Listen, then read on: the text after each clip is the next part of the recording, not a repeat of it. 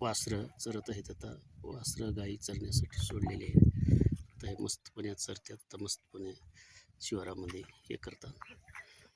आता लहान लहान वासरं आहेत, गाई आहेत.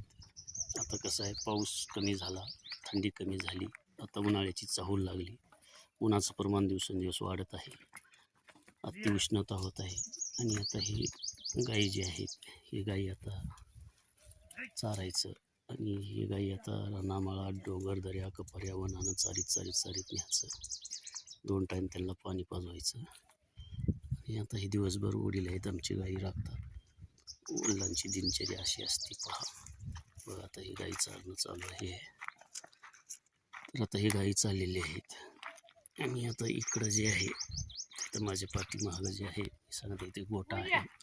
इकडं आमची जी पडक आहे चाऱ्याची, हे खूप. पण आता हे झालेलं आहे.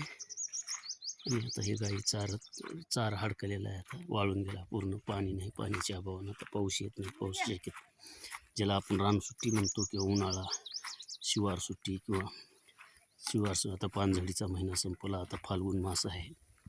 आता फाल्गुन मासामध्ये पानझडी होऊन पळस वगैरे काही झाडांना फुले फळे येण्यास सुरुवात होतात.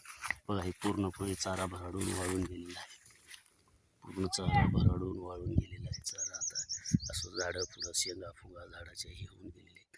तर पळसाला फुलं येतात, पळस येतात. तर बघा, हे काहीच नाही चारा. आता हे वाळून खरडून जनावरांची खूप हे झाली होती.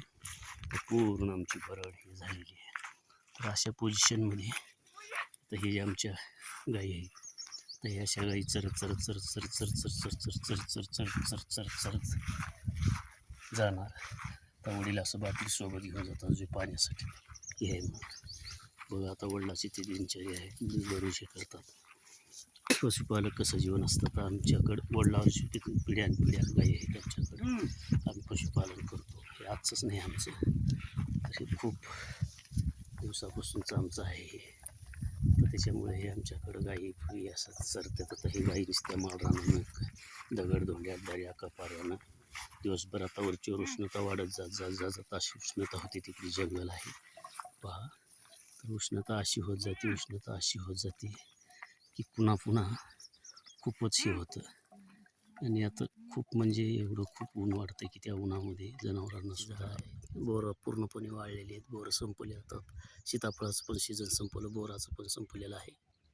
वाळलेली बोरं किती आहेत बघा, ह्या झाडाला किती बोरानं लटपटून गेली. एवढे गोड लागतात ही वाळलेली बोरं. असं खायचं असतं, खूप चवदार आणि टेस्टी, आंबट गोड लागतात.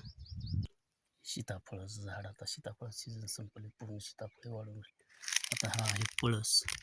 आता ह्या पळसाला फुलं येतील, कोणत्याला लवकर येत, कोणत्याला उशिरा.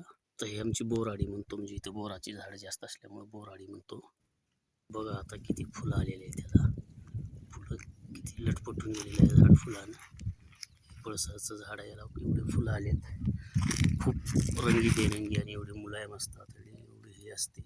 पळस उपयोगी आहे. या फुलाचा रस काढा करून जर पिलो तर चेहऱ्यावर सुंदरता येते, चेहरा सुंदर दिसतो, अंगातील उष्णता निघून जाते, अनेक आजारावर हा चांगला आहे. बघा, आता प्रत्येक फाल्गुन मासमध्ये पळसांना फुलं येतात आणि ती अतिशय रंगीबेरंगी, यांच्यावर मधमाशा भुंगे करत असतात, त्याच्यातला मकरंद घेण्यासाठी. बघा किती चांगले फुलं दिसू लागले. आता फाल्गुन मासमध्ये काही दिवसानंतर ह्याला शेंगा लागतील.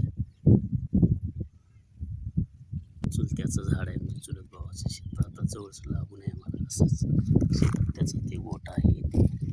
तर हे बघा आमची बोराडी, हे म्हणजे बोराचे झाडं जे असतात तिकडे पडक हे असं असतं. हे उन्हाळा रानसुट्टी आम्ही म्हणतो, म्हणजे उन्हाळा झालेला रानसुट्टी आहे. आता शिवार उघडा झाला असं म्हणतो, की उन्हाळ्याची चाहूल लागली, उन्हाळा सुरू झाला असं म्हणतो.